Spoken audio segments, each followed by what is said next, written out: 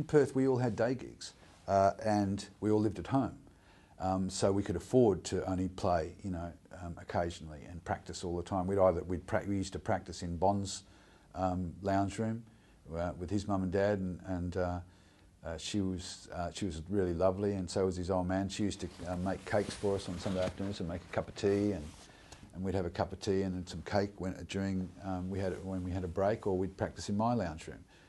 You know, and the other guys too occasionally, but mostly it was Bonds and mine. Although our rhythm guitar player Ted, we used to play in his place sometimes as well. And you know, your parents would be around. You know, it was because then we were teenagers, and it was.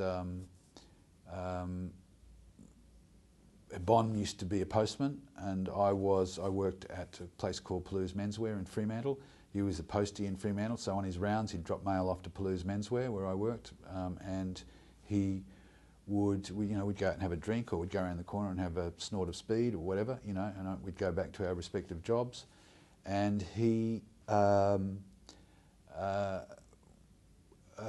during the daytime, we saw each other. We'd have lunch together, or you know, whatever. He'd come as soon as he came around to Palouse. That was when I would knock off and take some time off, whether it was lunch or afternoon tea, morning tea, and we'd go and dream our dream of what we're going to do, what the next move was going to be, and what we're going to do next. And that's when we concocted the plan. Well, you know, let's get out of here. Let's go over to Melbourne. You know, well, when can we go? Well, let's go into the Battle of the Bands. There was a competition then called the Battle of the Bands.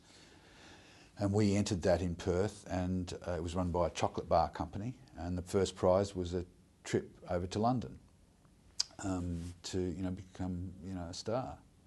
And but of course it was a nationwide competition, so each state would have their own mini Battle of the Bands, and we won Perth's Battle of the Bands, and our prize was to go to Melbourne.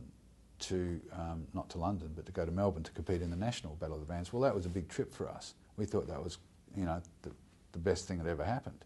So we decided to use that as our gauge as to whether or not we would leave Perth. We went over, and of course we played in a big hall. There was 5,000 screaming fans. There was another 12 bands on, or 11 bands on. It was incredible. You only did 2 songs. You know, you could work out a great set with 2 songs. Great stage act, great, you know, everything was great. We went on there. We didn't win.